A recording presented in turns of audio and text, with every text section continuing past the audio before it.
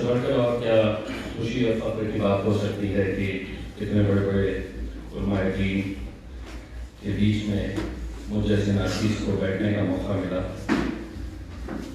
आज के इस मजलिस में मौलाना उमर महफूज रहमानी साहब, जिन्होंने हमेशा मेरे लिए नेक ख्वाहिशात दी है, दुआओं से नवाजा है, साथ ही साथ अब्दुल रशीद मिर्साही साहब, मौलाना सदरुल हसन साहब,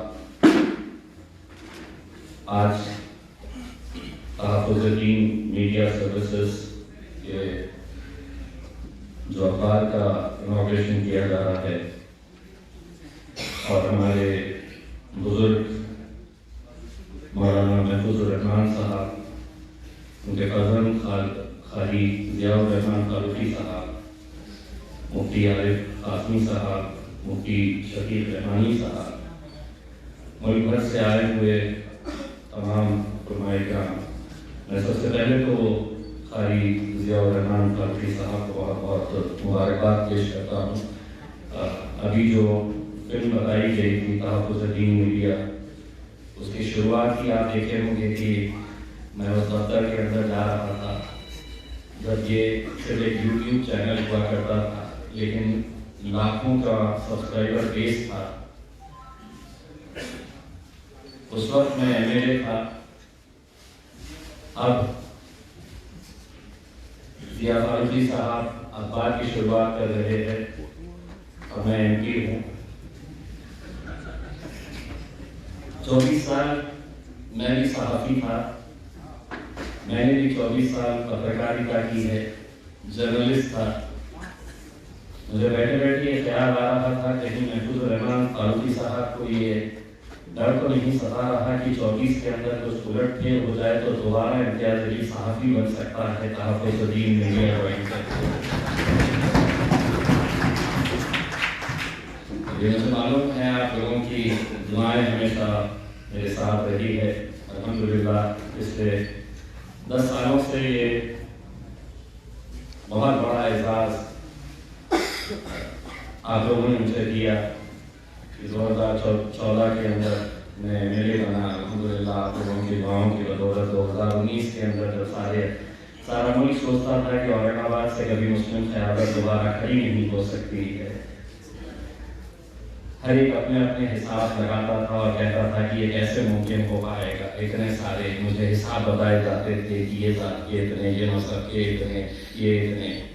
तो मैं कहता था कि मैं वोटों से नहीं इंशाअल्लाह दुआओं से जीतूंगा।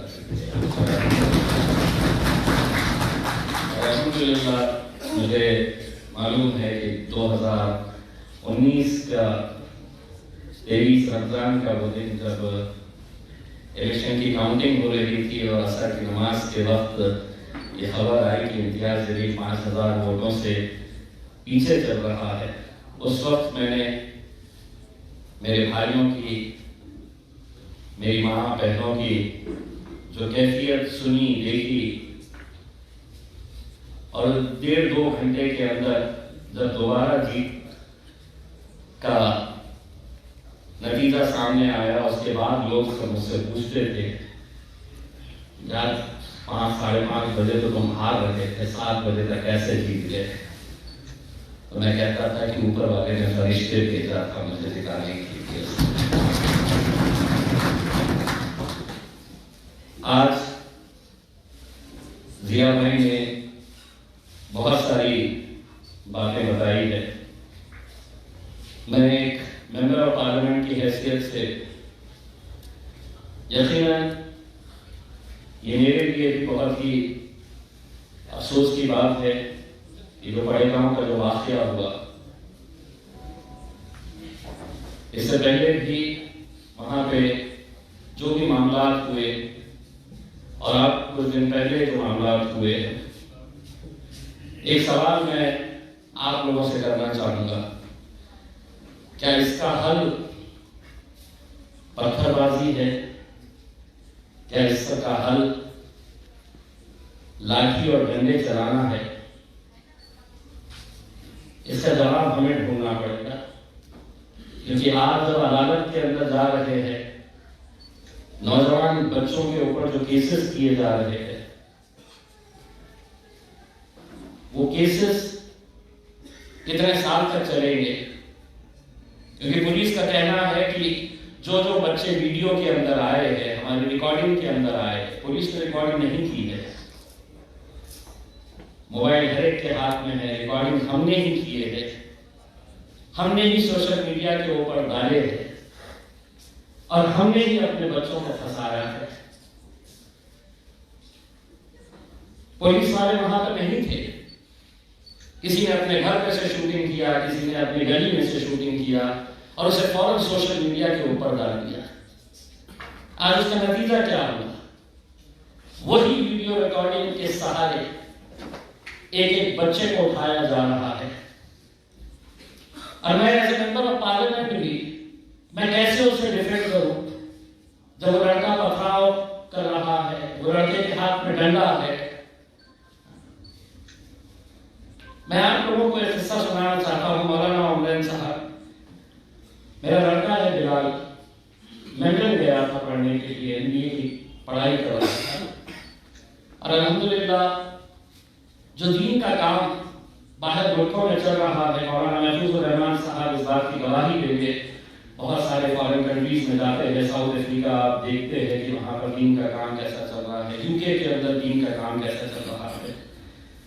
ये नौजवान लड़का एमबीए की पढ़ाई करने के लिए जब लंदन गया, अलग अलग मुल्कों से जो नौजवान लड़के आए थे, मुसलमान बच्चे बच्चियां, ये हर जुम्मे के दिन मुलाकात करते, दीन की बातें करते, कोई एक सब्जेक्ट लेते और उसके ऊपर डिस्कशन करते। पहला ही जो उनकी मीटिंग थी उसमें एक दूसरे का तारुफ किया जा रहा था कि कौन किस मुल्क से आया है, कौन क्या करता है, किसका क्या बैकग्राउंड है। तो उस मीटिंग के अंदर सबके तारुफ कराए जा रहे थे। उस मीटिंग के अंदर एक पाकिस्तान की एक लड़की थी जिसने अपना तारुफ कराते हुए कहा कि मैं पाकिस्तान में कुछ अलग नाम से उन्हें कादियानी वो बताई। अरे सन्नाटा सा उस हॉल के अंदर छा गया और जितने भी दूसरे लड़के थे अलग अलग मुल्कों से आए हुए, उन्होंने आपस में फुसफुस करना शुरू कर दिया और उन्होंने कहा कि ये बच्ची को यहाँ पर नहीं बिठाना चाहिए, ये हमारी टीम का हिस्सा नहीं हो सकती है। लेकिन उसकी मुखालिफत जो है वो मेरे लड़के बिलाल ने किया और बिलाल ने कहा कि अगर हम इस बच्ची को यहां से उठा देंगे तो वो तो चले जाएगी, हम उसका बॉयकॉट तो कर देंगे, दोबारा वो हमारे साथ नहीं आएगी। वो बच्ची ने हमारे साथ बैठना चाहिए ताकि हम उसको समझा सके कि सही इस्लाम और सही दीन क्या है।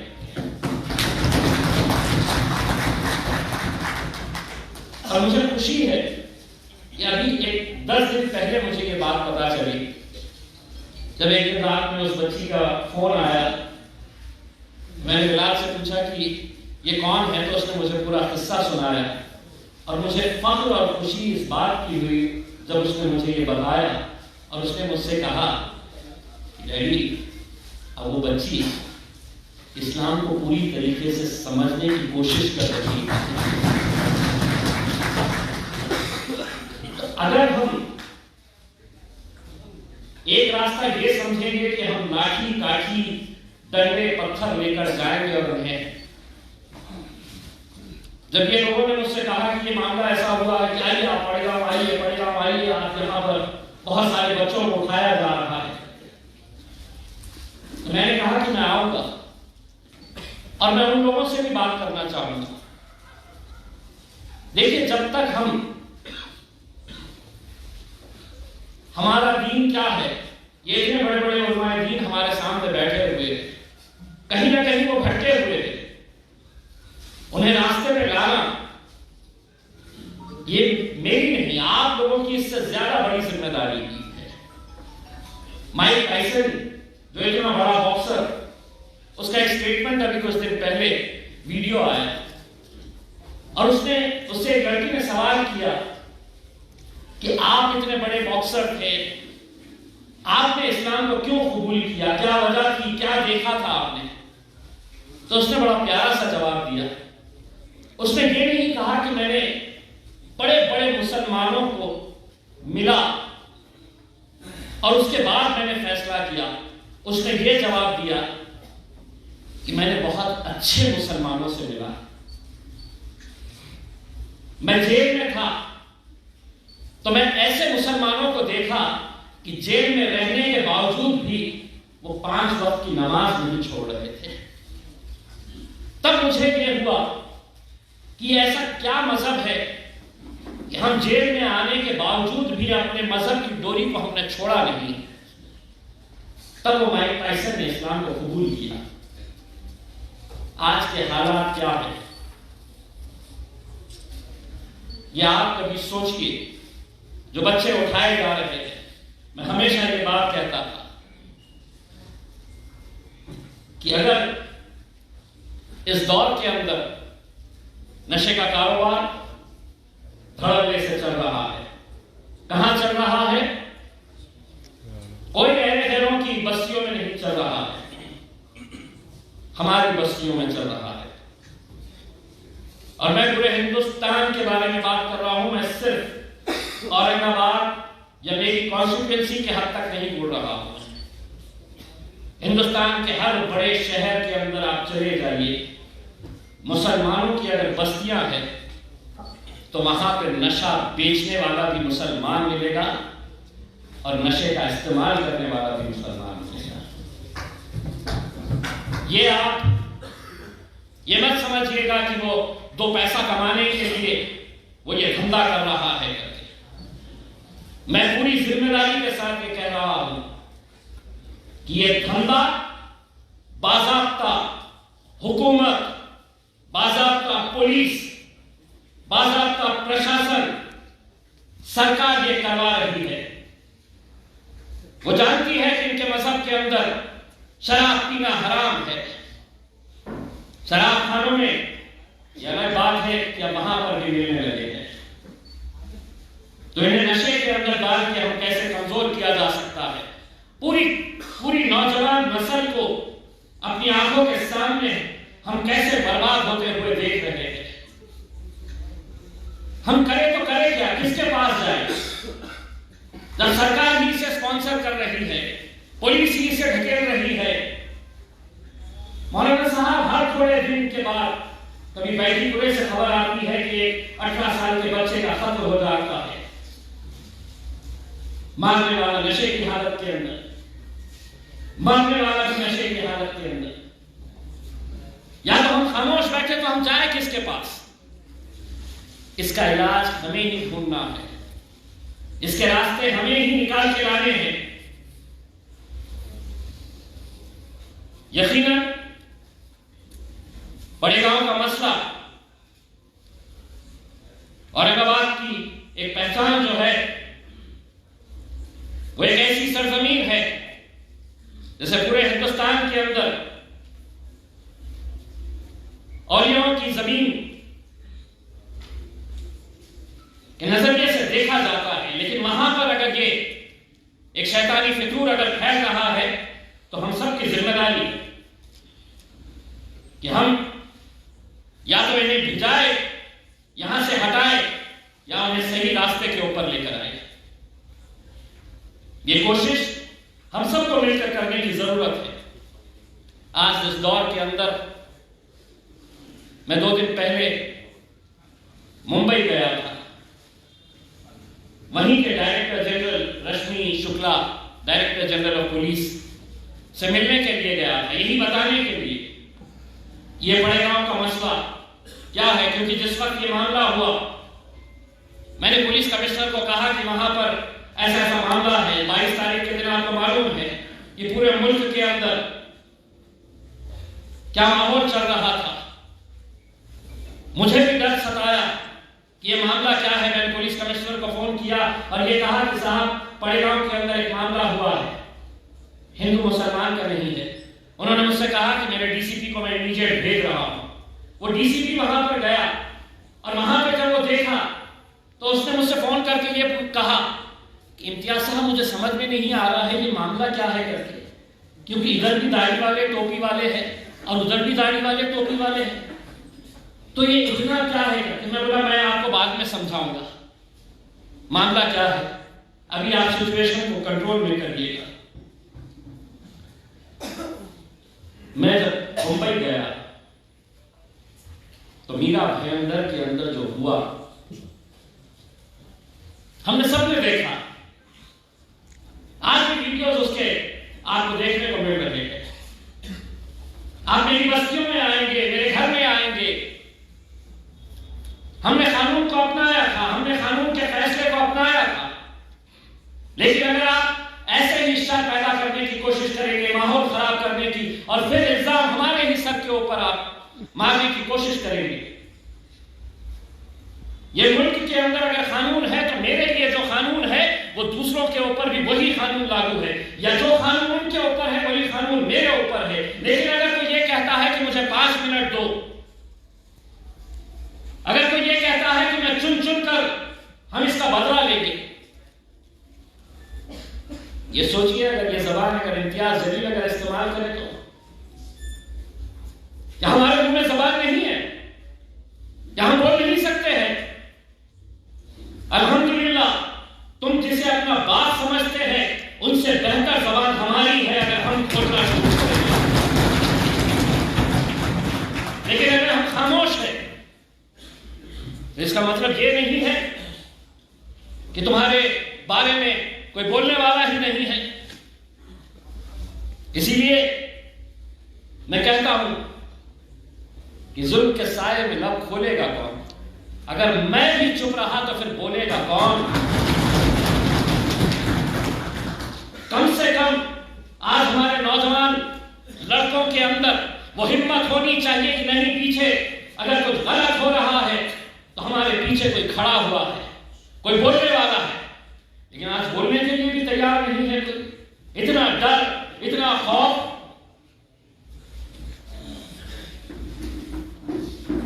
यकीनन मुझे मालूम है कि आज तहफ़्फ़ुज़-ए-दीन का ये नया जो प्रोजेक्ट आ रहा है, मैं अपनी नए ख्वाहिशात उन्हें देना चाहता हूं और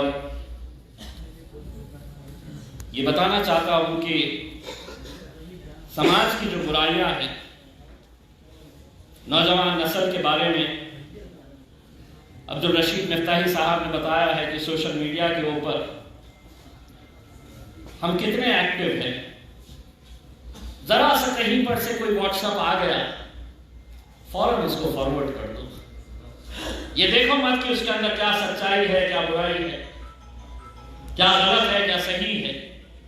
आज कितने सारे केसेस पश्चिम महाराष्ट्र के अंदर सिर्फ व्हाट्सएप का मैसेज फॉरवर्ड करने के ऊपर हुए थे, सिर्फ व्हाट्सएप का मैसेज फॉरवर्ड करने के ऊपर हुए। फेसबुक के ऊपर बिल्कुल सही बताया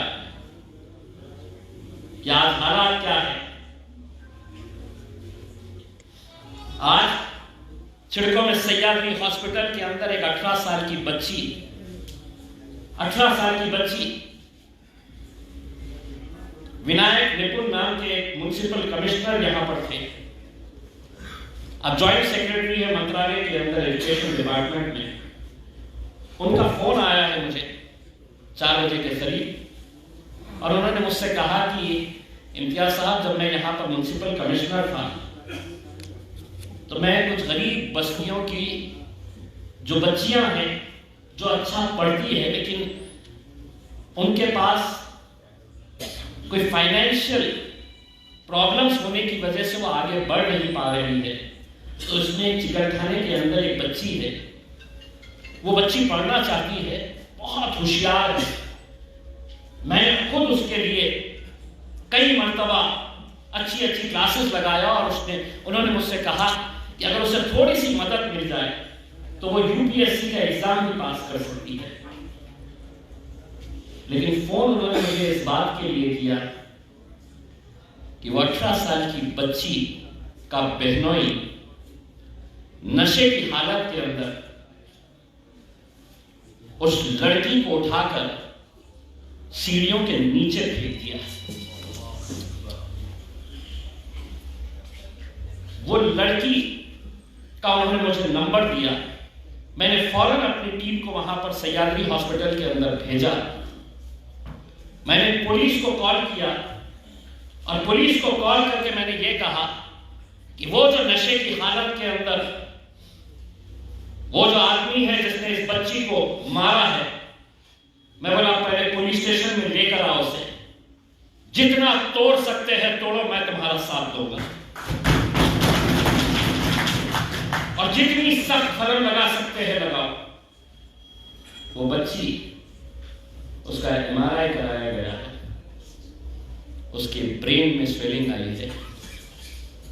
आप लोगों से दुआओं की दरखास्त है उस बच्ची की सेहत के लिए। ऐसे हालात के अंदर हम जी रहे थे, अपने ही पड़ोस के अंदर। आप सोचिए कि एक म्युनिसिपल कमिश्नर जो हमारे मजहब से ताल्लुक नहीं रखता है, लेकिन उसके अंदर इंसानियत जिंदा है, तो वो मुंबई से मुझे फोन करता है। और हम पड़ोस में रहकर भी, हम अपने करीब के अंदर भी आज अगर कुछ नहीं कर पा रहे हैं तो हमें सोचने की जरूरत है। आज आपने मुझे सुना, मुझे अब मौलाना उमरैन साहब को सुनना है। बहुत बहुत शुक्रिया।